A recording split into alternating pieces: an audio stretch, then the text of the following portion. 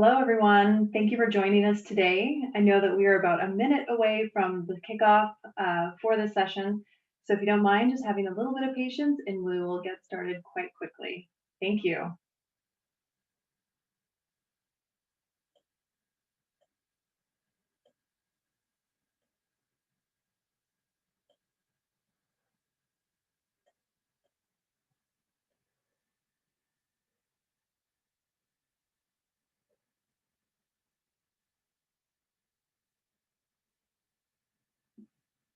I think all of you guys are online are getting an insight into our workspaces through COVID.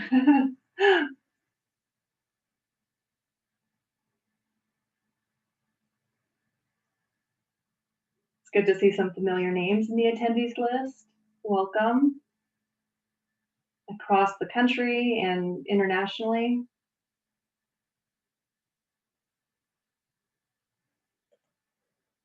Wonderful. Well, it is 10 a.m. Eastern, so thank you so much for being here. My name is Maria Stutzmani-Matkis, and I serve as the Director of Admissions for the graduate programs here at Mendoza College of Business. We welcome you today, and we're very excited to share more about the MBA programs and also about the application itself. And hopefully we can provide you with some awesome tips that will help you as you're piecing your application together.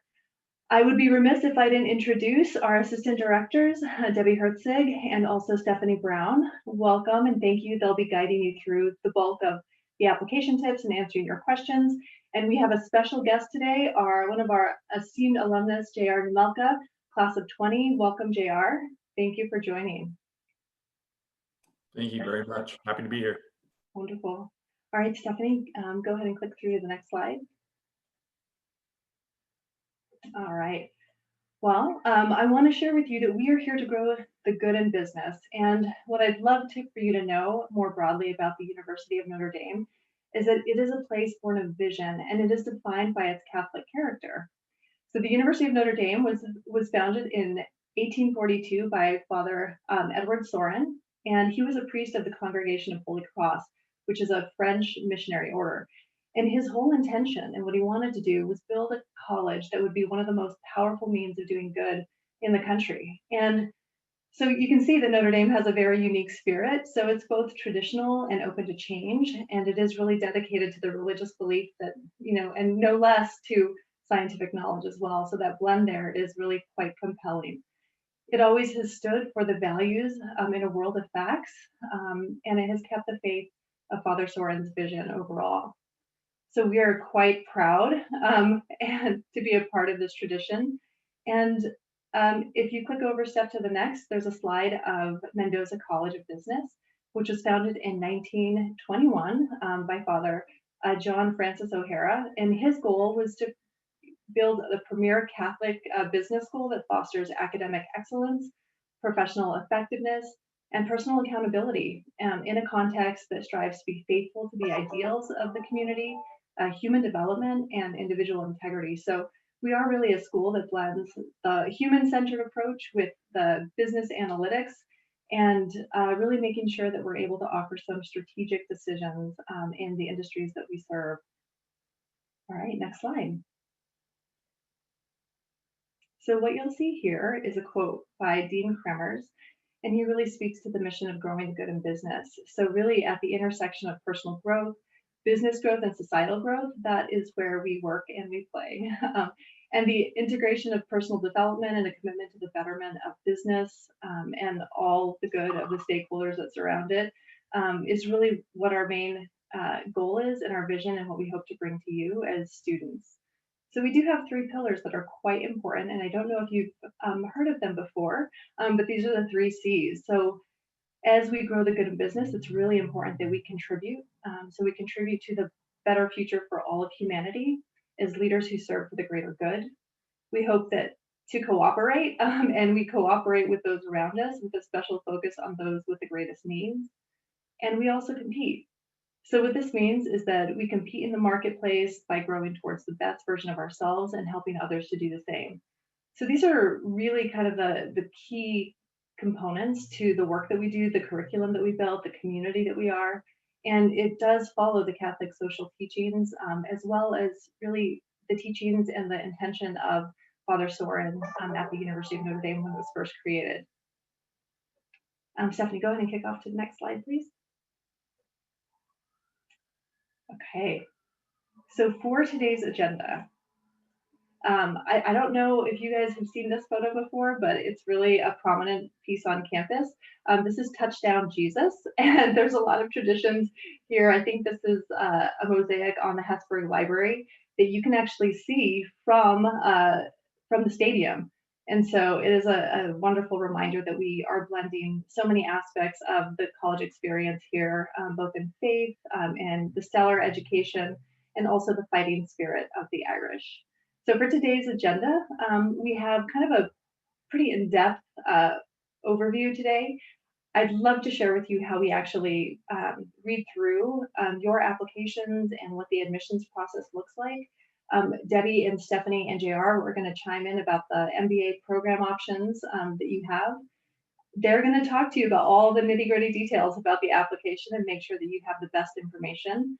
And then we'll share the upcoming deadlines, and of course, they're here to answer questions. So on the back end, we do have a Q&A function here in Zoom, so please use that to address any questions that you have in the moment.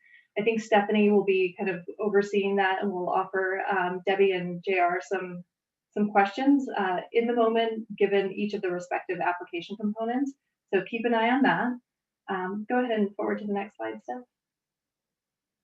Thank you.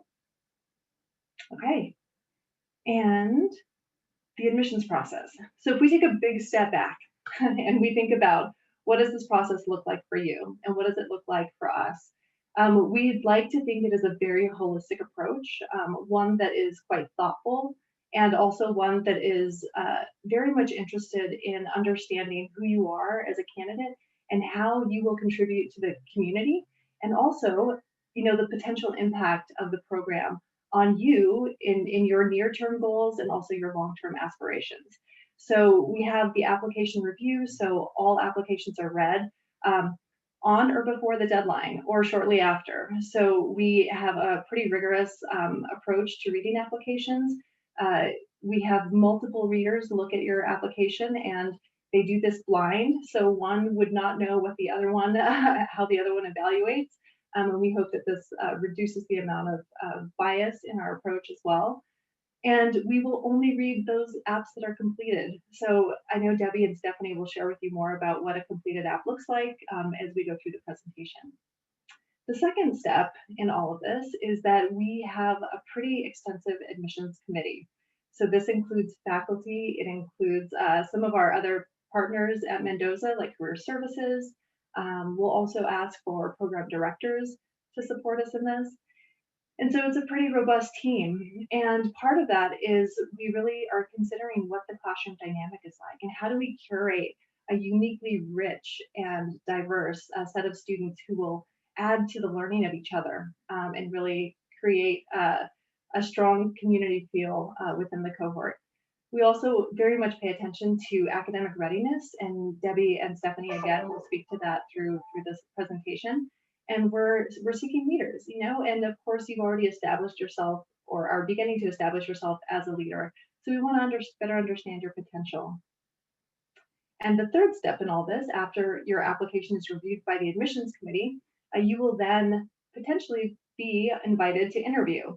And the interview is a wonderful time to just learn more about, honestly, it's kind of an exchange here, right? Like we want you to learn more about us and our community and kick around the tires a little bit to get to know who we are. And we also want to learn a ton about you. So, it's a great time for us to ask additional questions that maybe we were unanswered in the application, but it's also a great chance for you to ask us questions as well. Save the date because late January and early February are when interviews will be set for round 2, and more to come on that. The fourth step in the process is that we go back to admissions committee. And the reason we do this is because we want to review your application again in light of new information that we have from the interview. So this is really when the final review takes place with the committee. And then from there, the very last step is that you'll receive a final decision. And this will take place, typically, I think Debbie will share the dates on when those decisions are released. But this overall is the admissions process. And I'm sharing this with you because, sometimes it can be a little bit unclear, or there's some opaqueness in admissions processes overall. And we just want to transparently share with you what it actually looks like from our perspective. And hopefully you get a better sense of how we're considering your application. So that is it for me, but I want to thank you so much for being here. I look forward to getting to know you through your application and through other events that we'll be hosting throughout the time. But if you do have any questions, please feel free to reach out to us. I leave it in good hands with Debbie, Stephanie, and JR. Thank you so much for your time. Have a wonderful rest of your day.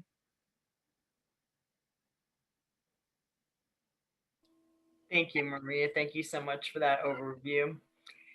So we will go right into the options that we have for our MBA programs.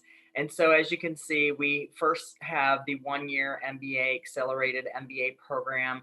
This particular program is specific to those that have work experience in a business environment that they plan to go back into after they get their MBA. So as an example, if you're working in marketing, but now you want to be the manager of a marketing team, brand management, that sort of position, then the one-year program could work for you. It does not have the internship, which is why the work experience is so important as a prerequisite of this program. Also, two courses that you do need to have prior to are the financial accounting and statistics courses. Many candidates, of course, if you have that business background, you've probably already had that in your undergraduate program. However, there are ways to get that through community colleges, online courses as well too. So we're always willing to work with you on that. And then we also have the two-year traditional MBA program, which is really for all the career changers, along with the dual degree MBA, MSBA program. So both of those are specific for those career changers, as it does have the internship between those two years. And so that sometimes will really help you pivot into your next role. And then we also have some other dual degree options. We have the MBA, MGA in global affairs, and we also have the JD MBA for those looking to potentially go into law as well. Those are for candidates that are in our law program or in our global affairs programs, and they do need to be here on campus in one program or the other once you're applying. So if you are that type of candidate and you're looking forward to those two programs, please reach out to us and we can give you more specifics on that as well. And then I also want to mention that we were just recently STEM designated in a few of our different concentrations, so we're really happy about that.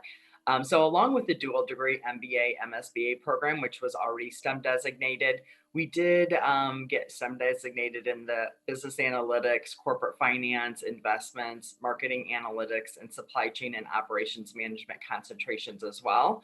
And so that would apply to both the one-year and the two-year programs in those concentrations. Okay, next, Stephanie.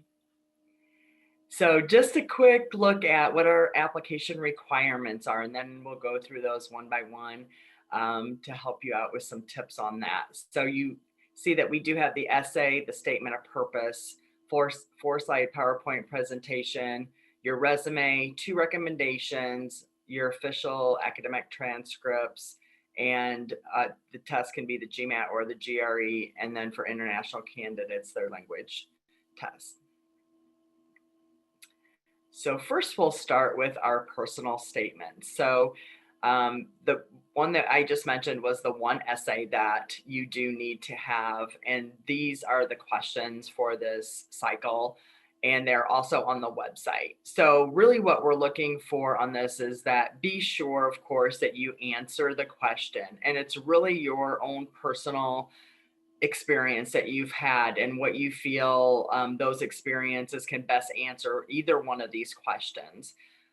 You will also see that you do need to have a 2-page essay, or up to a 2-page essay, I should say. So double spaced, 12 font typically is what we recommend too. as it makes it a little bit easier for us to read. As you can imagine, we're reading quite a few of these, so we like to have them a little bit spaced out.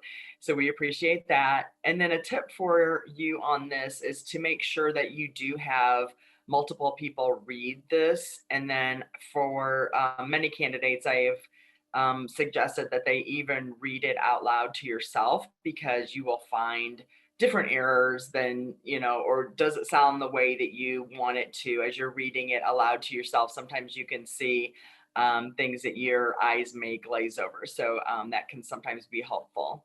And I'm going to also bring JR into this conversation real quick, as he is an alum of the program. And JR, talk about some things that you found even that helped you out as you were going through the essay process. Yeah, thanks, Debbie. It was definitely a fun process. I take it as, I was an English major in undergrad, so words are fun. But as I was writing these essays, like you said before, having people read it was really essential. Because like you said, like the goal is to answer the question, and it's a lot of pressure in this moment to try and plug a lot of yourself into there and promote yourself in these essays and try to look your best. But I think having people read this who aren't people who don't even know what the question is, maybe having them read it and then asking them, like, what do you think I'm trying to say? And then they can come back and say, oh, well, it looks like you're talking about how business can positively impact the world. Boom, nailed it. But it's something that really take the time and have a lot of people look at it and to take their feedback, because the first foremost, you want to answer that question, and then second, is to let your values shine through. Great, thank you so much. And one last thing I will say is we completely understand that you may be reusing some of these essays for other schools. I would just note, and part of that review process, that you do address the school that you're applying to. So be sure that you address it specifically to the University of Notre Dame. And the next area I'm going to talk briefly about is your statement of purpose. So this is just really a short statement where we do want to see why you're planning to get your MBA and what you will do with it afterwards. And so we just want to see how your thought process is, that you've actually thought about that, and be sure that this is really the right program for you. Okay, Stephanie. So are just some photos as we're going to be talking more about the 4-slide PowerPoint presentation.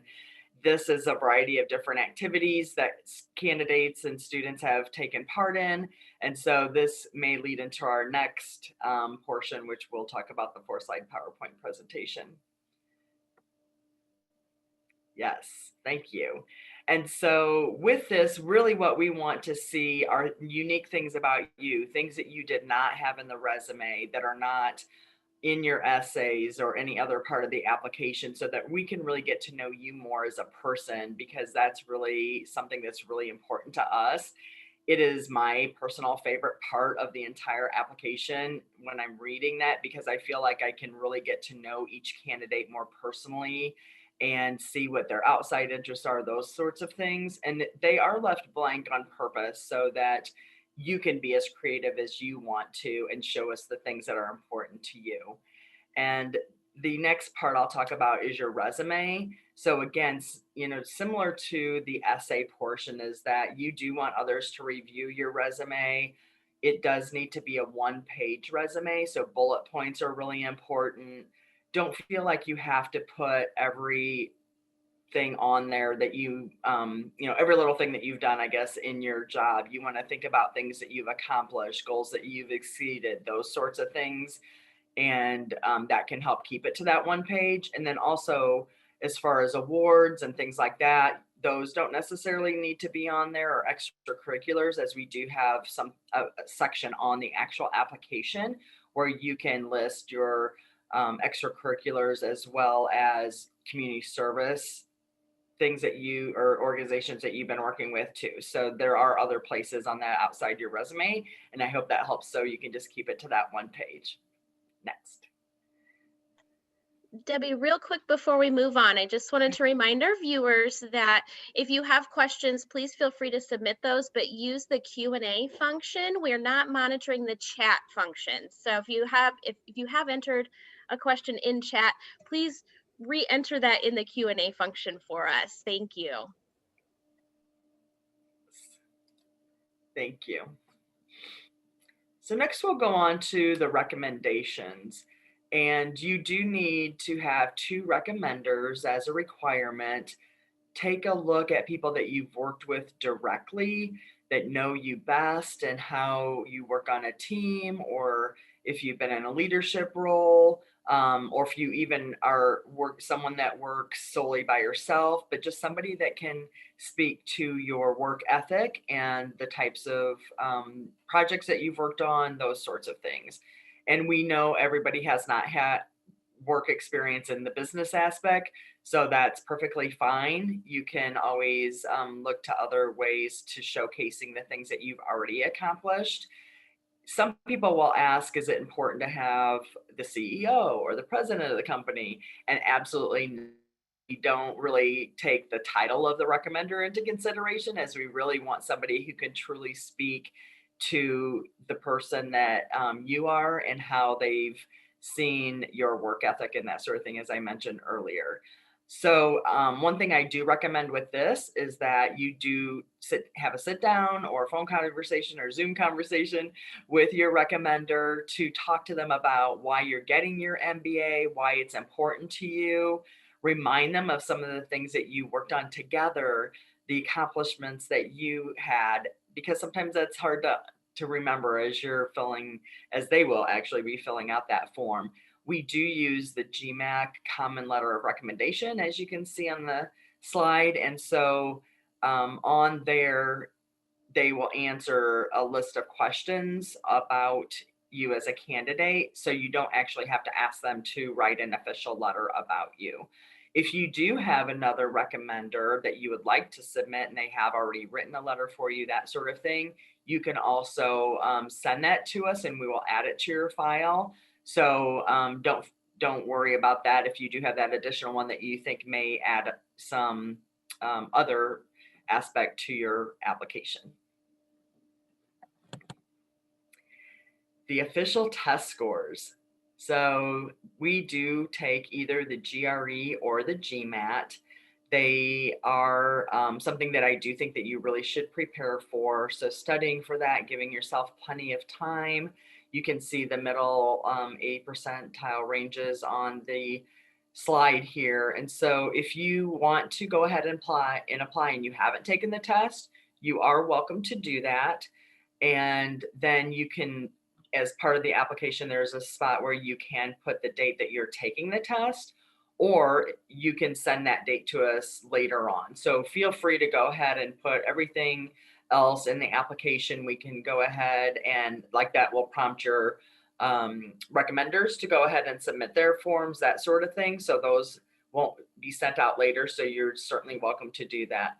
And I'm gonna, again, ask JR to kind of talk about the test a little bit, maybe how you prepared, or how some of your other classmates may have prepared. Yeah, I myself, so just so everyone knows, I enrolled in the 2-year program because I was looking to pivot careers, and it was something that the decision to go to business school altogether was a pivot. And when preparing for this test, where I lived locally, there was a lot of preparation courses and things that are really helpful. So I signed up for a couple of those refreshers, and in signing up for those, got some practice tests. The most valuable thing for me was taking practice tests that were actually structured as the Gmat or the GRE, if you want to take that. Because more important than knowing the knowledge is understanding how the test flows. Because if you don't know what to expect walking in there, it can be really easy to mess up. And so I think it's really helpful to take practice tests that are structured the same way, same timing, same look. And I took a bunch of those. And when I went and actually took and sat for the Gmat, I felt very comfortable because nothing surprised me. I didn't have to squint really hard to read the fine print because I knew what it was asking me to do. And so, and doing those, and of course, work, just give it your best, man. Really devote some time to it, take some time to study and really practice. And it's something that, it's great that you can take it multiple times to improve your score. So yeah, those would be my input.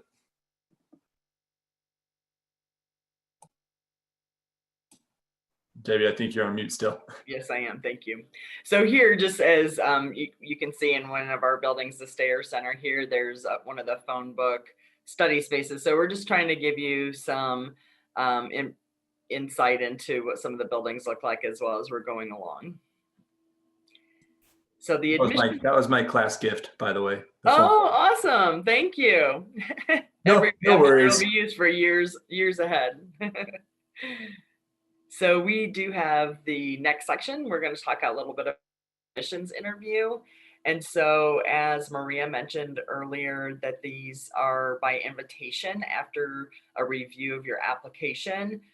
For this particular cycle, all of our interviews are via Zoom. So do prepare for that. And one thing I will mention about being on Zoom is we all know we've all been on Zoom so much lately, is that you can see and hear things a lot on Zoom in different ways, as we have pets, other family members, that sort of thing. So do try to limit, that sort of thing, but we do very much understand that that's going on. So, just be conscious of that. Do still dress professionally. We, as I mentioned, we can see you. I know there's been some funny commercials about people standing up or not having their screens tilted the right way or that sort of thing. So be sure that you do have a professional view as we're speaking with you on that particular interview.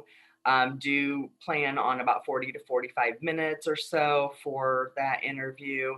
And really it's more of a conversation. So I think we're all pretty nice and not scary when we're talking with you. So I hope that you let your guard down, be yourself. Again, similar to like the 4-slide PowerPoint presentation, we really just want to get to know you more as a person and hear about your experiences. So just keep that in mind. Hopefully you can relax a little bit if you're invited for that. And then expect those to be around the end of January and February. So our upcoming deadlines, we just, so when our last one passed, and we also had an early decision deadline in September. So anybody that may be applying for next cycle, this will kind of give you an idea of timing for next year as well. But those official dates will come out around the August timeframe. So we did just surpass our round 1 deadline in October, and decisions were released last week. So our next round 2, is coming up very soon on January the 12th.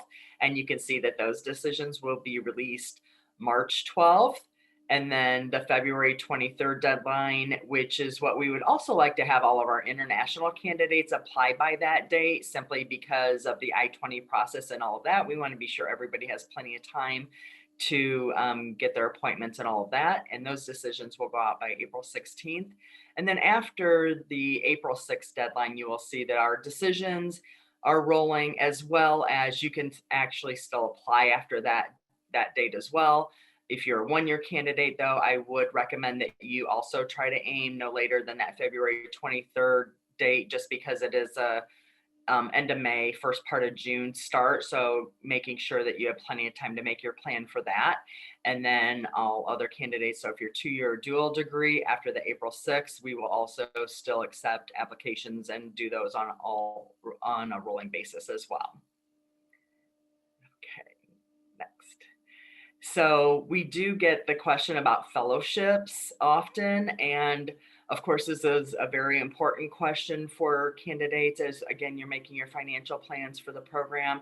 So this is actually part of the application where it simply asks if you want to be considered for a fellowship or not. So you see the drop-down box there. Just answer yes if you want to be considered for that. And we don't think of you any differently as a candidate if you do answer yes. So please don't be afraid to put a yes in there.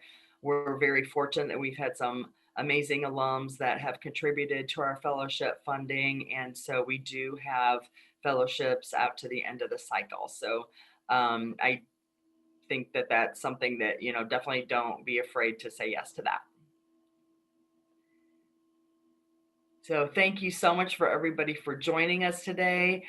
Because you have joined us, we are offering this free application waiver of Irish Web. So you will see again on the screen where you can put that waiver fee in your application, and then that fee will be waived. So it is Irish Web, all one word, all capitalized. If you have served in the US military, thank you so much for your service.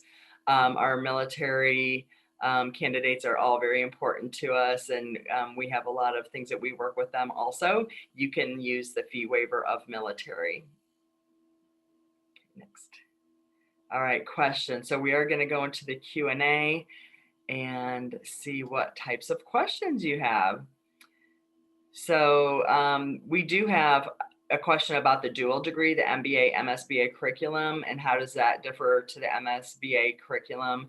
And does it still cover as much of the technical analytics knowledge as the MSBA program? So Stephanie, you want to go ahead and take that one? Yeah, sure. So the dual degree program will have the exact same curriculum as the MSBA curriculum. The only difference is that you also get the MBA curriculum with it. So you will have the same 31 credit hours of technical coursework if you were to choose just the MSBA or the dual degree. But essentially, I think the difference here is the programs are sort of designed for different crowds. So the MSBA would typically be for candidates who are a bit younger, who have a few, just maybe a couple of years of work experience, whereas the dual degree is designed for somebody who has more years of work experience, typically around 3 to 5 or maybe a bit more, but who is also wanting to really move up in their career, to take on those leadership roles, to be the decision makers, but who know that they need that strong background in analytics to make the best decisions as a decision maker. So if you do have any, specific questions about which program fits best for you, feel free to reach out to that email on the screen there, and we'll be happy to help you discern which program fits best for you. Thank you. There are a couple of questions in regards to the one-year program, specifically the prerequisites and work experience. So one person is asking about the coursework in finance and statistics. So it's financial accounting and statistics. And those are typically like your entry-level courses that you would take in your undergraduate degree program, as an example. There are some online programs as well that you can do that, but it is the entry-level courses that you want to look to. And if you find one and you're not quite sure if that is going to be accepted by us as a program, you can always send those course descriptions to the mba.business@nd.edu email address, and we can take a look at those and let you know if those will be sufficient for our purposes. Thank you so much for that question. And then someone else is asking about work experience for the one-year program. So really what's important here is that it's not necessarily the role that you've had or the title that you've had, that sort of thing, but it's what you've been doing in that role, and will that give you some experience into taking you to the role you want to have after getting your MBA. So if you are working, in finance as an example, and you want to move up, similar to what I said about the marketing, if you want to manage a team, as an example, or go through some rotational program in that area, something like that, that's the type of work experience we're going to look for as you're choosing that one-year program. But if you are looking to completely pivot into another area of business, then we would definitely want you to take a look at the 2-year program. Okay. So we also have, are you looking for a 1-year MBA? Is the experience in management position required? So no, it doesn't have to be a management role, as you're probably going to be looking to move into that management role after getting your MBA. Given the brevity of the statement of purpose, what points about ourselves would you suggest we make sure we concentrate on to express within that statement. So really what we're looking for there is that you talk about why you want to get the MBA and then what you want to do with the MBA after you would graduate from the program. So just so that you have, it's really for you too, so that you take kind of a deeper look into yourself as to why you want to get the MBA and that you can answer that question. How does recommendations process work? Is there a set template? See, after submitting the recommender will receive an email. I think I think you're asking if they will be sent an email to the recommender. Yes, they will receive an email. So in the application itself, you will list their name and their email address. And then the Gmat letter of recommendation, that portal will send them an email that will have the form there that they will fill out. And then when they submit it, it comes directly back to us. Let's see. So to confirm, there are no additional questions asked by Mendoza for the recommenders beyond what's in the Gmat. That is correct. So whatever is in the Gmat letter of recommendation, that is what we want from them. So no additional questions.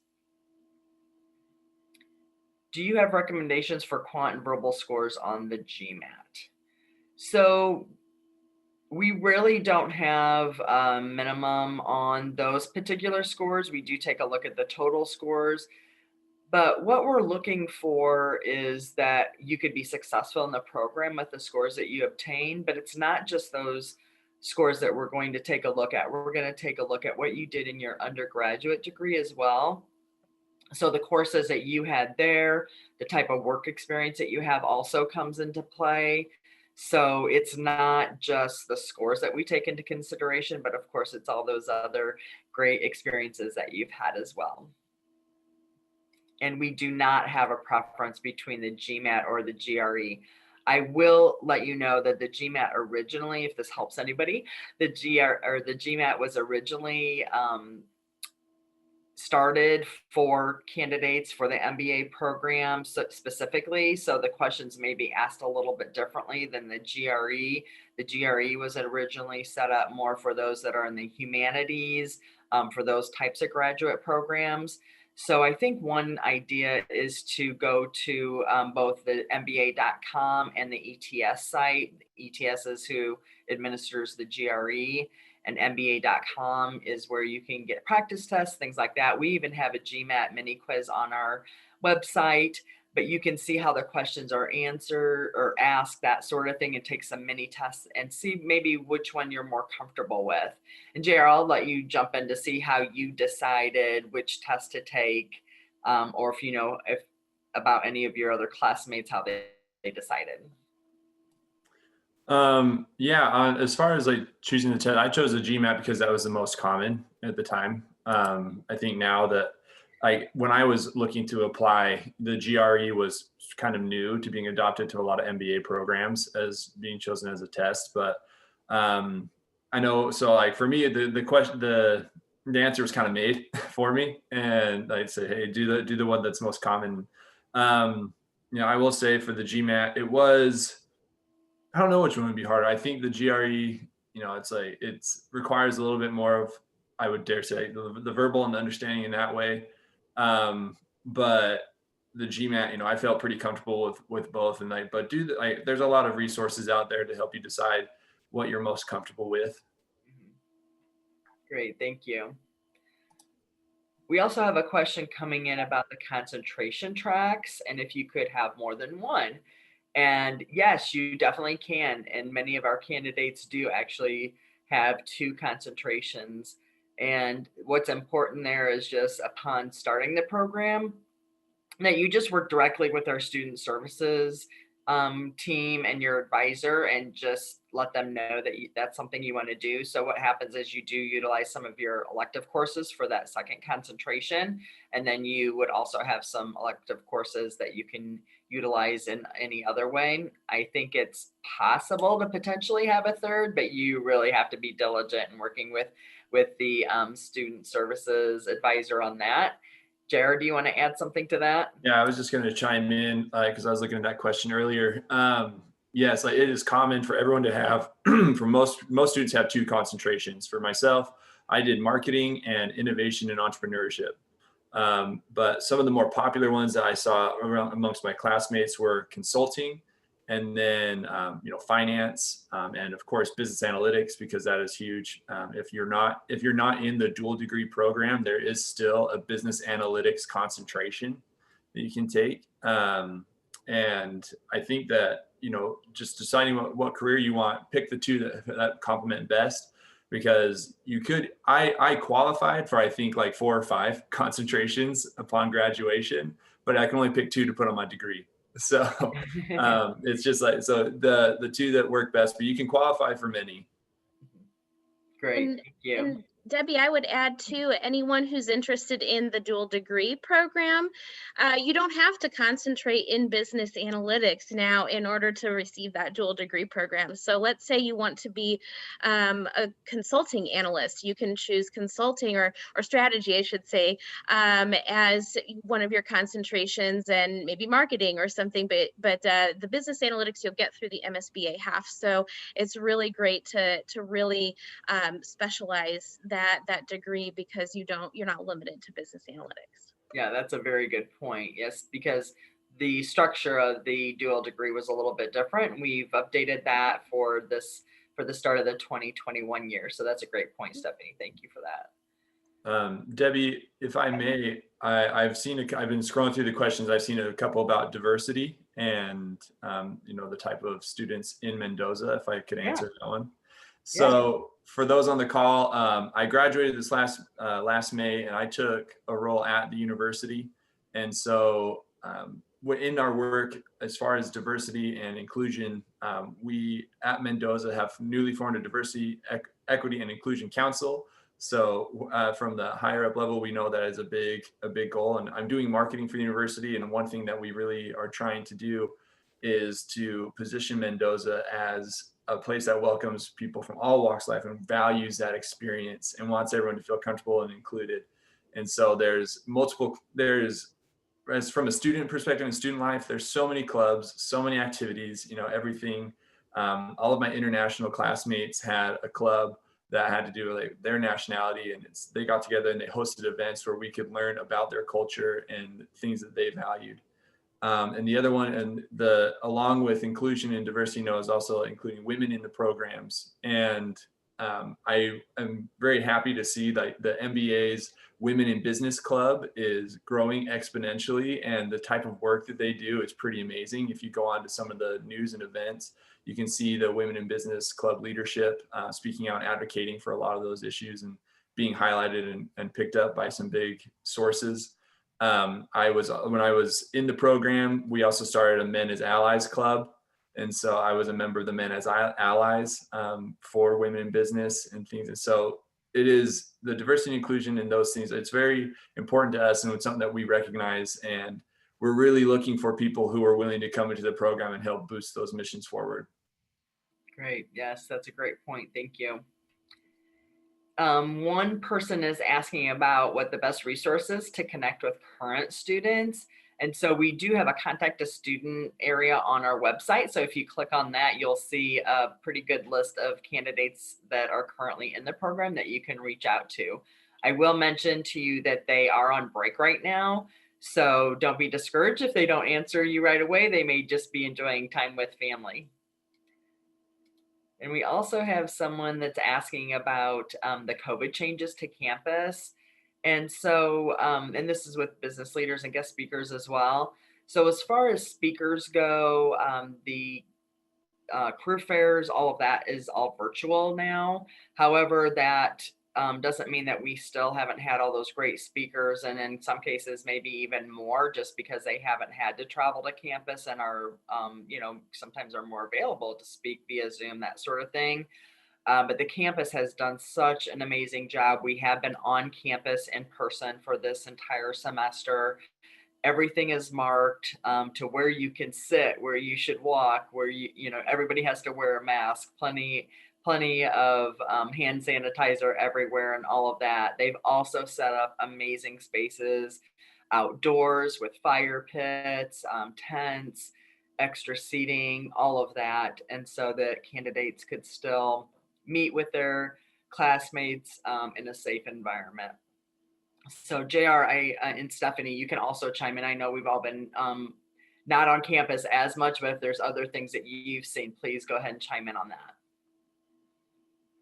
Sure. Yeah, I can say that from classmates who I've talked to, like, who are still in the program, and friends, they're really thankful that they've still been able to have that Notre Dame experience and still come to campus. And while it is inconvenient, the other option was being virtual, and that would be such a pain. And so, yes, but you can still come to campus and use, the facilities, and even going to football games. They worked around that to make that happen. So you can go to athletic events and still have a semblance of that experience. And then the testing, they're really on top of it. I've been impressed to see how they're really trying to monitor the spread. And it's been pretty great to see that Notre Dame could still bring people to the beautiful campus that we all love. Yes, awesome. Thank you. So, and I'm going to give this next question to you also, JR. I'll chime in briefly, and then you can take the rest. What do you think makes MBA at Notre Dame a great program for students? So you can go ahead and answer that. Yeah, I think, and there was another question I saw on there, is like compared to other programs and things, Sure. and what makes the MBA at Notre Dame unique.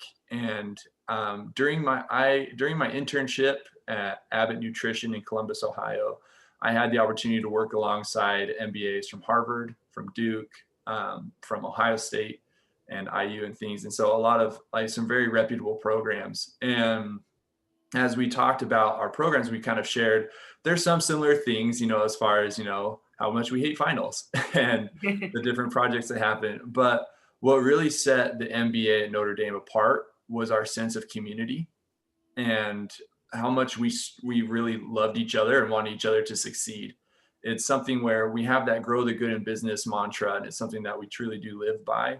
And something that you'll find in the Notre Dame MBA is that your classmates want you to succeed. And it happened multiple times where I found a role for a marketing position, and I happened to be sitting next to a friend of mine who was also marketing, a classmate, and I'd say, hey, look at this, you should apply as well.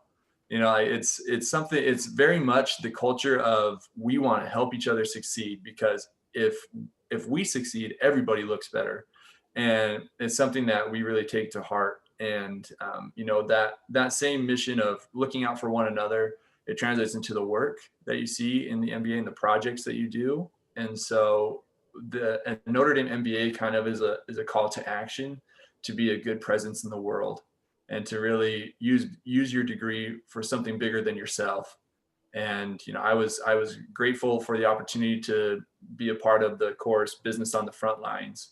And it's a course where you focus on helping a nonprofit or an international partner with a business issue, and how to really use your new business knowledge for good. And my team, we went to Romania, and we're able to work with a nonprofit helping with boosting volunteering in the country, as well as combating human trafficking.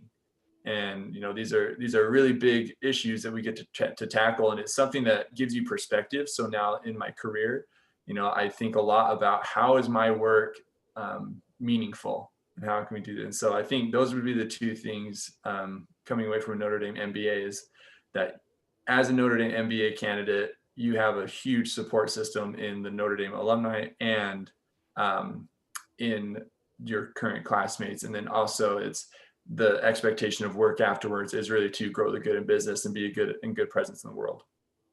Yes, thank you. And just to add to that really briefly, is the Business on the Front Lines is a course that's been expanded. And so we more than doubled it last year. I'm not sure what the numbers are this year, but they will start after the holidays with that particular course. It is a 2-mod course. And then, part of the community, just all of the teams they all have alumni that come back that are advisors for each of those teams. And there are new projects that were started this year that are in the United States for the first time as well. So it really is a great opportunity for our candidates. All right, so we'll go. One question I do want to answer, I've seen this is up there a few different times, is for international candidates. If you've been taught in English, whether it was in the United States or your country, there is a potential definitely to have the ESL test waived. So you would just send us something showing that you were taught in English, and then we would go ahead and waive that for you. So thank you for those questions. About the Gmat, there's several questions about the test. Is that we are not waiving it at this time. Even at the end of last cycle, all of our candidates were able to take the test. I know it is more difficult. Hopefully at this time in the process, you do have plenty of time to make a plan for that, whether it's online or in person.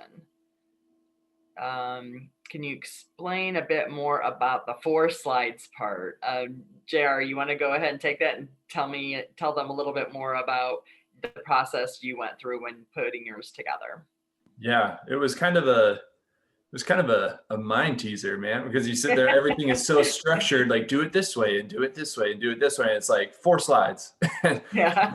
What do I do? And so I think the fact that it's left blank is really intentional, because it shows, I had to start asking myself those questions of like, what do I want to showcase and what do I want people to see? And so kind of turn the tables a little bit in your brain and ask, like, well, if I were to be like, what would I want to see from myself? And like, what I want to make sure that these people understand about me, because this is a great opportunity to show who you are and what you've done outside of bullet points on a resume. And, for myself, I stick to a lot of my values that kind of guide my life. And so I explained those to the application committee and said that, these are my top values that guide me, and why and then how I've lived those through my life, and that there was examples. And I also tried to keep it fun. I don't know if people know about 2 truths and a lie. I put that on one of the slides. I said on the last slide, I love to be fun and humorous. So I did 2 truths and a lie, and I put them up there, and then I waited until the interview to give them the answer. Yeah, that's awesome. And then someone else did ask along those same lines if they can put special effects or moving images in your slide. No, they are saved as a PDF and uploaded as a PDF. So no moving parts or sound. So keep that in mind as you're putting that together. JR, somebody is asking to see if they can have your email address. So with your permission, we can go ahead and put that in the email that will follow afterwards as well, if that's helpful. Yeah, please do. Yeah, go ahead. You can include my email, and I'm open to answer anyone's questions about the program. Thank you. Let's see. Someone is asking if they submit both the Gmat and the can we say it? GRE scores. Would we take the higher score, or how do we take a look at those 2 scores? And so we have candidates that do that. I think just trying to see, which one resonates with them more. Sometimes candidates will take both. And we do take a look at both of those, of course, and we would take your higher score. So if you want to do that, we certainly will take both of those. The next question is asking what a typical day looks like for an MBA student. So JR, you want to take that one on? Yeah, I also saw another question that asked, about like having a family as well. Yes. How that affects. So I think these go hand in hand. And I'll say, like, not just at Notre Dame, but in the South Bend community as a whole. So I'd say, the typical day, I myself, I'm married. And so I moved out to South Bend to do this program with my wife. And she, was a champion for coming with me and supporting me. And so I think how it looks, though, is a typical day, classes can start pretty early, as early as, I believe, if I remember, it's like 8 o'clock or 9 o'clock. And so, like, so you go, like, and however you arrange your classes, typically in a given, so a semester is broken into 2 mods. So the first half semester is mod 1. And in a mod, you typically have around like probably 4 or 5 classes. When you first start, it's a little bit more because you're doing a lot of like intro classes, but you go in, each class is there's like a 50-minute and then like a 10-minute break and then 50-minute lecture again. So they're all like a little less than 2 hours. but you can arrange how you load your schedule. So I've had it where I've set up all my classes to be on Tuesday, Thursday, and I had Monday, Wednesday, Friday to do homework and other things like clubs and job search. But it's really up to your disposal, or you can spread it out if you like having classes every day and using free time to work on the other two. That works as well. You will never have classes on Fridays, so that's pretty awesome to have. Unless you're in the 1-year program in the summertime. Oh, that's true. Sorry. Yeah, but that's a good I'm a point. 2-year guy. Yeah. So, yeah. But yeah, 1 year in the summertime does have class on Fridays, but during the standard school year, you won't have classes on Fridays. You have that time to work on other things. And but I think aside from classwork, you have a lot of group projects. There's some great study rooms around Mendoza and on campus all together. So you get to go and with your teams and really bond and get together and to work hard on projects. And there's a lot of resources available to help you do so. And then as far as like the social side of things, we became really tight knit as a cohort because our class size compared to other programs, we're a relatively small program. And I think that is a huge benefit as far as how many people we allow into the program and things, because we're allowed to be more tight knit and allowed to be and the program is more selective that way. So kudos to those who get in. But I think for me, my wife and I, we got together. She was invited to join a WhatsApp chat for like MBA wives. And so there was a group of them that got together and they became friends. And as far as, other families and things, there's a bunch of clubs. There's one club that is for specifically ND MBA candidates with families or who are married, that they can come together if they have little kids. Their kids get to meet, they can play, they get together and stuff. Of course, COVID changes those things a little bit, but I know that they're still working to do things that help people feel connected. And then if you're not married and if you don't have a family, there's always fun activities to do around. I think one of the most fun and favorite activities pre-COVID was going out and doing trivia nights at local restaurants and bars and things. And I know that once COVID restrictions hit, the club presidents started doing virtual trivia nights and things to keep it going. And it was probably one of the most well-attended events. Yeah, great. Thank you. Someone is asking about fellowships and scholarships, that sort of thing. So yes, there are fellowships that are offered. And on the application, it simply asks if you want to be considered for a fellowship, and you could just answer that yes. And then we do the rest. There's not an additional application for that at all or anything. We take a comprehensive look at the balance of your application, including your recommenders, test scores, work experience, all of that. And then upon admittance is when our candidates find out what their award is going to be. And those do range from a $10,000 to a full tuition plus stipend award. So those are, like I said, you do find out upon admittance on that. And then we do have one last question that we can answer as we're running low on time, is that can you talk a little bit about the balance in the curriculum between teamwork and individual study, 50-50 or different? So I'll give that to you, JR. Yeah, is definitely skewed more towards teamwork, I would say. And then depending on the classes you take as well, and depending on the professor. But for my work and things, it was, there's a lot more value. You can get a lot more done in a team than you can on your own. And so there's different, for a course like finance, though, like when you first come in, that is a lot of individual because they're trying to help you get your finance under your belt. And you'll take some required statistics course, business analytics course to kind of assimilate. And so in that type of way, it's very individual and you have to learn those things. And then you will have tests that are individual and things. But sometimes if you don't have a final test, some classes offer a final project, which can be a team and it's something that you work on. I feel like from my education experience, a lot more value was placed on teamwork. And because that is really what master's in business administration is that you're learning to manage and administer to a team and to people. And so they're really wanting you to get comfortable with different personalities, and the teams switch up often. And so a lot of the day-to-day work is together, but there was a lot of individual tests and assessments. Yeah, great. Thank you. So there are several people that have asked a little bit about the application process and if it varies program to program or your situation. So the application process is the same across the board, regardless of which program you're applying to.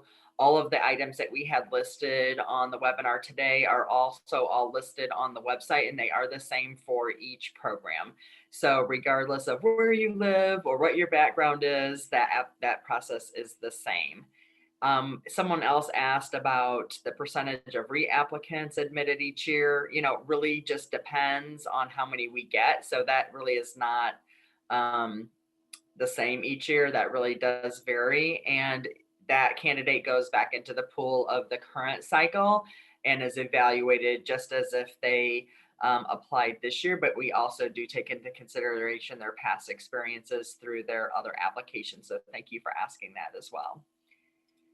And right now, I think we really just have to wrap things up. We're in our last few seconds here. So again, remember those of you that had attended that are planning to apply in whichever round you have coming up, you may use the fee waiver of Irish Web, all capital letters, all one word. So that we will also be sending the recording out of this so you can take a look at that again. Do know we were not able to get to all the questions. There are a lot of great ones out there. I think that we did get a lot of those answered, but if we weren't able to get to yours or they're more specific or you have a more personal question, please feel free to send those questions to the mba.business@nd.edu. And we are happy to answer those for you individually. So thank you all so much for joining us today. I hope that you're all staying safe and healthy. And thank you so much for considering our program, and congratulations for making that great decision on researching the MBA. You all take care. Bye.